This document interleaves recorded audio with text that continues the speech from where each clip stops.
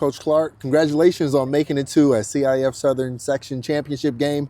We were talking about the possibility last week, and now it's a reality. First of all, what does that mean to you? I mean, it means the world to me because it means the world to this community and it means the world to my kids. So obviously, it means the world to me to have an opportunity, such a special opportunity, and the first opportunity here at Wilson High School. So we're ecstatic. There's a lot of firsts. It's your first year. Right. It's the first time this school has ever been to a championship game. You know, my understanding is you're the first, African American or black head coach in this school.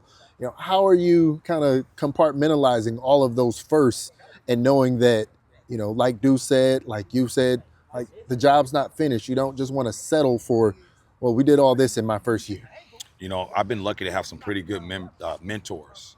Norm Lacey, rest in peace. Dr. Teb Kusaro, Mike Griswold, and obviously Fred Blau, rest in peace. Some great mentors. And the way they taught me, I'm not really worried about the first. I'm not really worried about that. The only first I'm worried about is bringing home a championship on Saturday.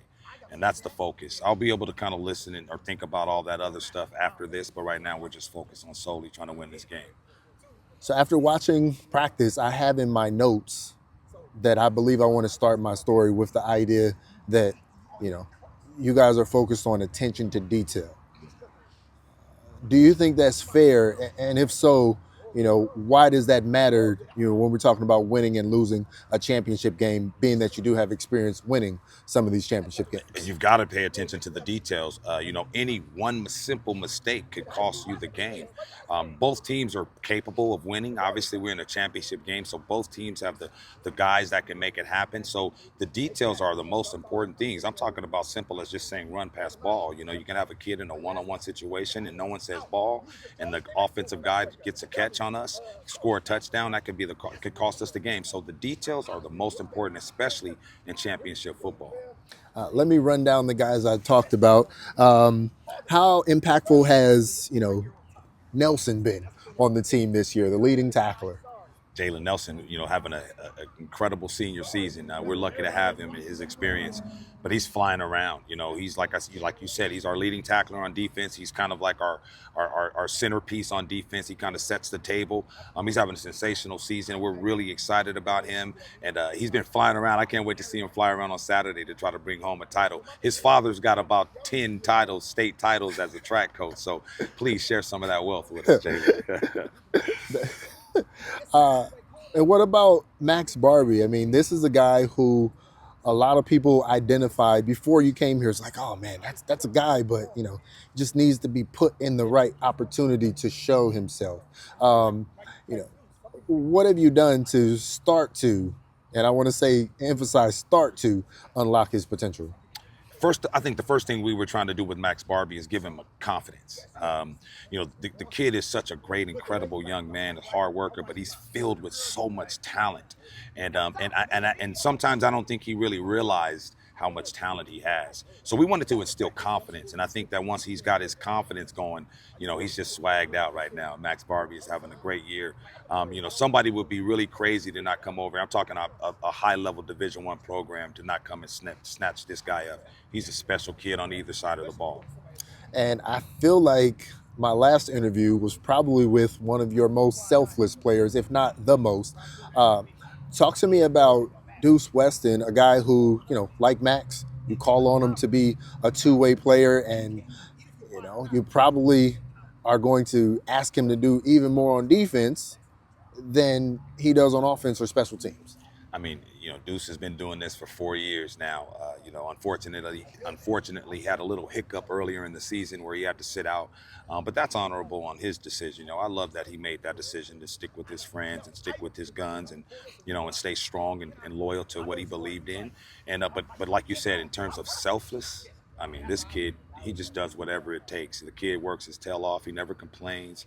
I look over and he's like you said, he's probably taking 65 snaps. And I'm like, I need you to go. I need you to get the ball. And he's just like, yes, coach. Yes, sir. Wonderful kid. He's like family to me. I just love him. I hate that, when you talk about Jalen, you talk about Max, you talk about Deuce, it's basically the last week I'll be coaching them, or last Wednesday we'll have it on this field. So when you start bringing those guys up, I start getting a little emotional about it. But I'm excited about those kids, real proud of them, and happy that they've made a little bit of history, but we've got to finish this thing. And just to circle back, After all we've talked about, you know, everything that these seniors have gone through, you know, none of these players, here who've come up through this program had ever sniffed the playoffs, had ever won a first round game, a quarterfinal, a semifinal. Now they've done all of that. What would it mean to you to be able to encapsulate all of that with a championship?